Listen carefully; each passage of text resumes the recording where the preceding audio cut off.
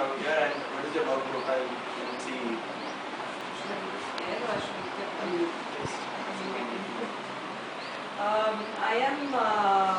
I've been with CE since 1993, and my designation is program director, and look after the youth programs at the Center for Environmental Education. I also am looking after the Secretariat of the Decade of Education for Sustainable Development. So looking at the role of education in fostering sustainable development across various stakeholders.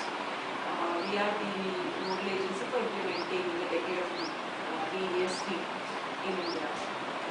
I help the Secretariat. That's the other work I do, and I am also involved in urban issues focusing on Ahmedabad city. So these are the three major areas where I get that. I've seen your education, whatever you have done. You've done BSc from MS University, and then you took social work. So what sparked your interest in social work and then towards environment? I did my BSc with botany, zoology, and chemistry, and I was always interested in ecology as a subject. I mean, when I'm studying botany as well. So it was also to do with a lot of linkages. In ecology, you don't just study about plants, but you also learn about ecosystems as a whole. So those were some of the areas in which also kind of gets you more into dealing with society in general. So I wasn't very interested in working only in labs and not being engaged more directly with people. Social work gave me that opportunity, and luckily I also got admission in the Masters of Social Work course which was happening, which was being taken in this university for a time. So that's how I got into social work, and which was quite interesting because I saw a different kind of way of work compared to what I was doing in science. Ma'am, when we look at Ahmedabad, how do you feel Ahmedabad is different from others? You have visited many other cities in countries. Like, how do you feel Ahmedabad is different from other cities, and what would you like to change when you talk about environment in Ahmedabad? Specifically from an environmental perspective, I think what's really nice about Ahmedabad is that we have quite a number of good projects which have been taken in terms of infrastructure, for instance. So we have extremely good infrastructure compared to many cities I've seen, and we also have a lot of commitment from the civic administration in terms of trying to improve the infrastructure as a whole. Just an example would be the BRTS, which is really successful in the city compared to even Delhi or Pune, where these experiments have been tried out, but there have been problems in managing and making it work. What is good here in terms of BRT is that it has adapted to the way the city's transportation network has been. It has also tried to integrate the AMTS together with the BRT. So it's been a more cohesive or a more comprehensive way of planning that makes the city work better compared to other cities. But on the other hand, we also see that there is, in terms of the environment, there are major issues in terms of civic participation. I see a lot of apathy in people. People are just not bothered about what's happening around them. So there is also this whole, in Gujarati we call it Andhari Dod, or it's just a mad rush towards so-called development.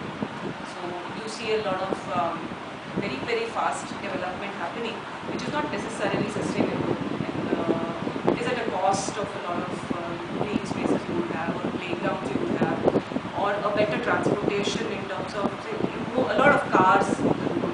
So those things are really, I mean, these are the problems with other cities as well.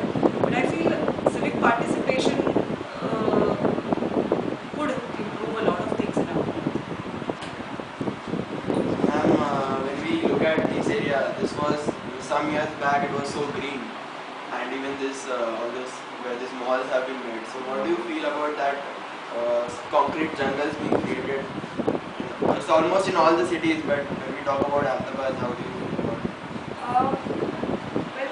See, these are also, again, again, a long-term vision is required when you're looking at, say, how a city would develop. There are areas which are earmarked as green spaces, or earmarked as places where you have the natural drainage pattern of a water body. And when you have concrete jungles coming up in those places, it obviously disrupts a lot of the way naturally an environment would function.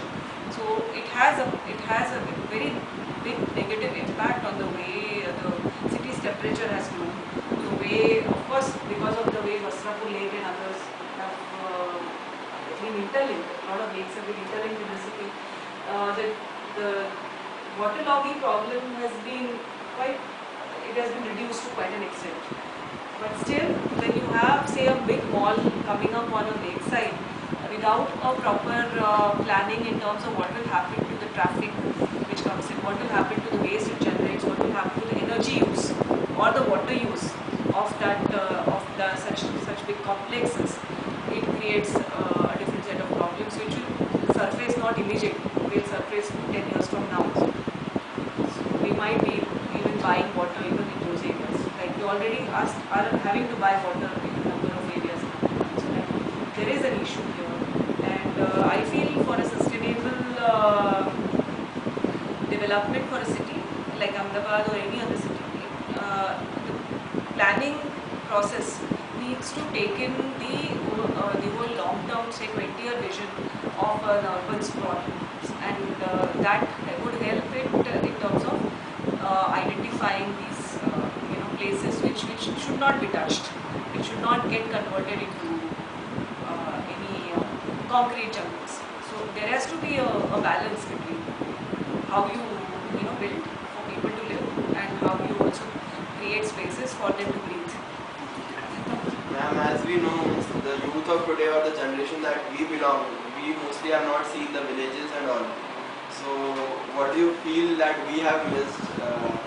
The generation before us has seen all these villages and the ecosystems. I would not romanticize, living in villages, or not only having lived in cities. Even in cities, you have areas where you say an old city and a new part of the city. There are different experiences you grow up with.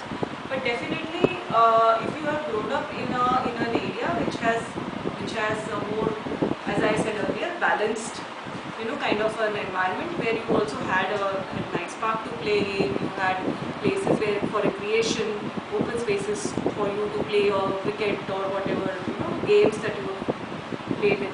So that is something that children of today and youth of today probably miss.